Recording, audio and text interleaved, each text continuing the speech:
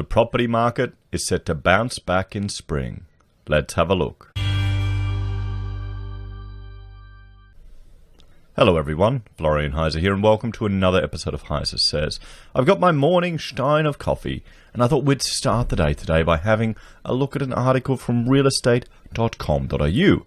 And this one is discussing the bounce back for the property market, because apparently we're going to have all the restrictions disappear in spring, and that's the selling season here in Australia. So everything will bounce back.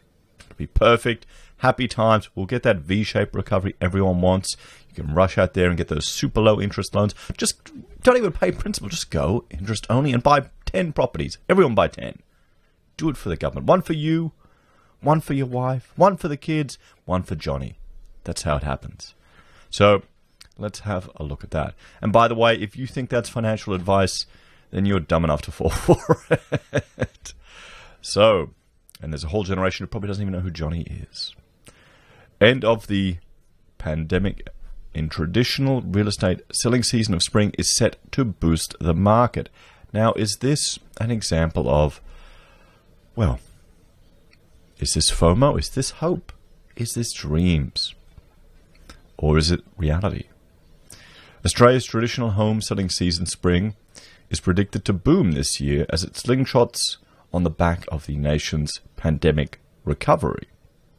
Agents, vendors and buyers have long circled the start of spring as the date to watch closely, with interests, listings and activity peaking and often indicative of the medium-term health of the market. Spring 2020 could be that, some say. Well, there you go. There you go. Or could it be an indication that the market is getting into even more trouble? We'll have to see what happens when the bank holidays disappear, when JobKeeper disappears, although there are calls to extend it.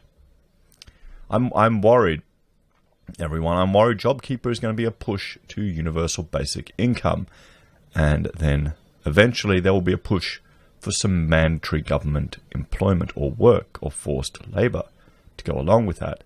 And then it'll just be a steady decline into socialism. Maybe I'm just becoming too paranoid, everyone. Too much coffee early in the morning. Australia's well-planned exit path, well-planned. It's an exit path now, it's not a bridge. I thought it was a bridge. Australia's well-planned exit path from the pandemic will likely return life as close to pre-pandemic conditions as possible, barring international travel.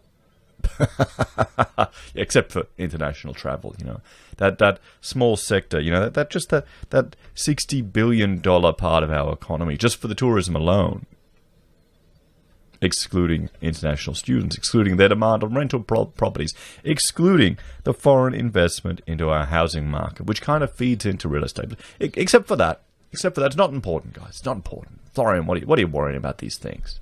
Come on. So, by September this year, guys, circle it on your calendar.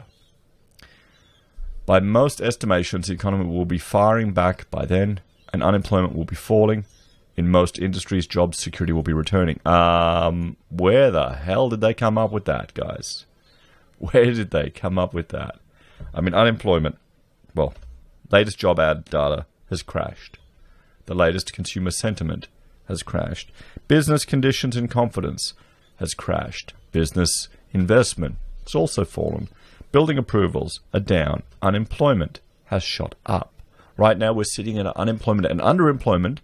There's two ways to measure it. There's different approaches. The ABS, a lot of people aren't fans of it because, well, if you do 1 hour a week or 1 hour during the survey period, you could be considered employed. And I don't know about you, but even the most I've ever been able to charge at my hourly rate for like some emergency work for a client, I think, what, $350?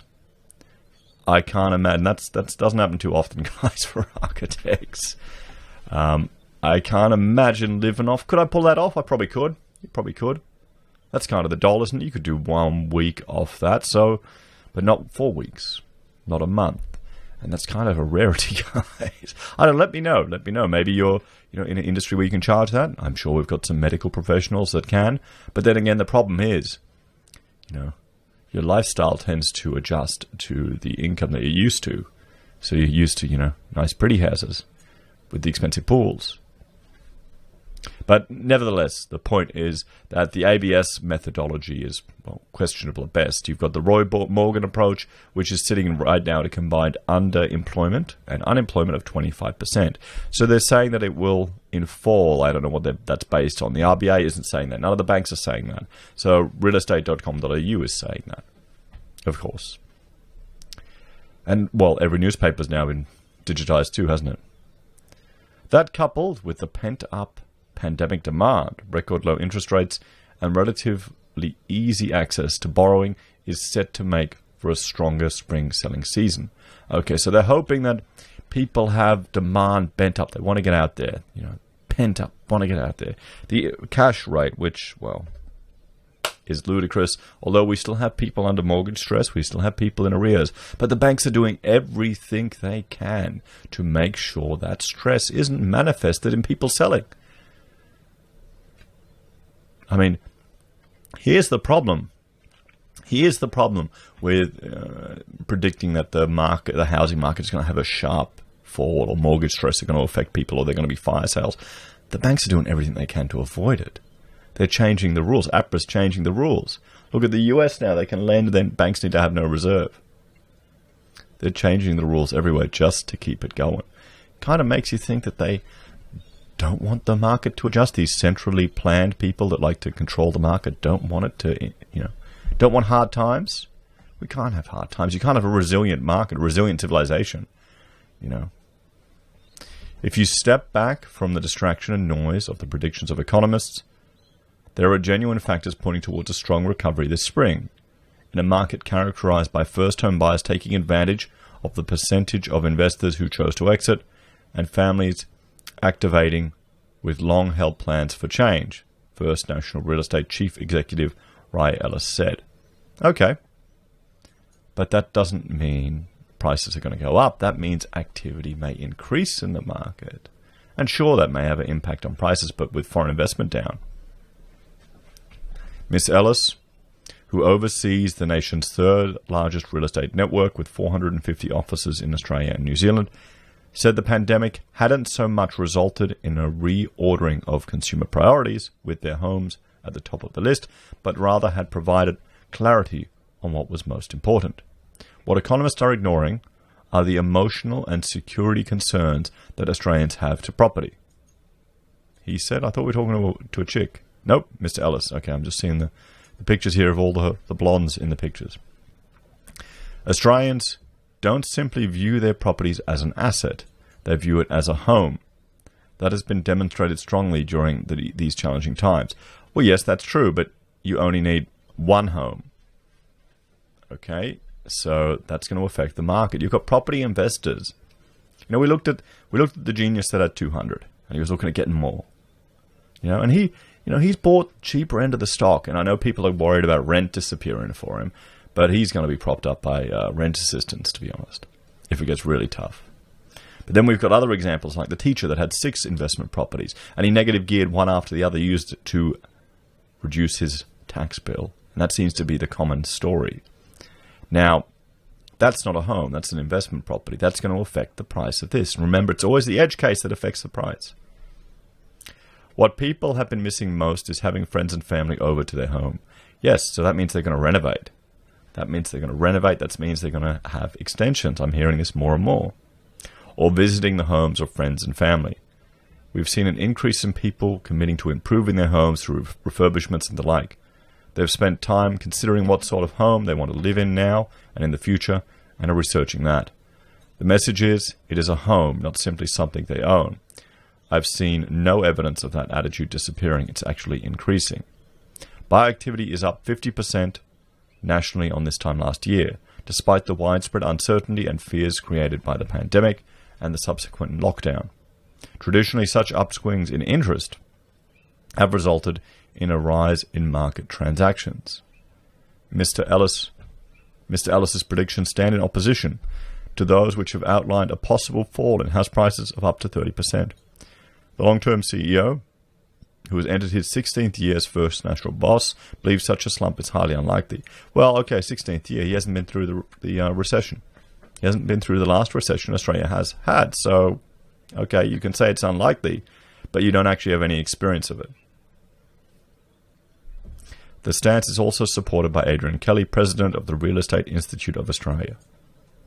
We can only look at what is happening in the marketplace at the moment, as well as in previous times of high unemployment, to provide pointers to likely outcomes, Mr. Kelly said. Currently, we have a situation where listings are decreasing, yet the inquiry levels from prospective buyers is increasing. It is simple economics that when supply decreases and demand remains, that prices edge upwards, they certainly don't drop. History shows us that in the early 1990s, we had a sustained period of unemployment. It needs to be remembered that in the recession we had to have, interest rates for housing loans were around double where they currently are. I do not believe that this points to a catastrophic outlook for house prices. Well, perhaps not. If the banks do everything they can to avoid people from going default, they shut their eyes, close their ears. We'll give you another year on your interest only. Just go interest only. Don't worry about it. Yeah, you'll pay it later, but don't worry. Here, just take an advance on your credit card to pay your mortgage. Just do that. Afterpay it. You can afterpay your house now. That's it, yes. Pay those mortgage repayments in 5 easy payments. Or it may all come to a head. Once all these support mechanisms start disappearing. Or they'll just print the hell out of our money and, property will go up in fiat value, but relative to everything else, it won't. It comes back to the fundamentals of what property ownership means in Australia, Mr. Ellis said. It is my home, it is my roof over my head. That is the thrust of the pandemic. Well, he's got some interesting points here and some emotionally based positions, which I agree with. A lot of people see it as a home. My home here, we're looking at extending it and refurbishing it purely because we need more space when our kids become teenagers. And I really don't care if we take a big hit in the value of it.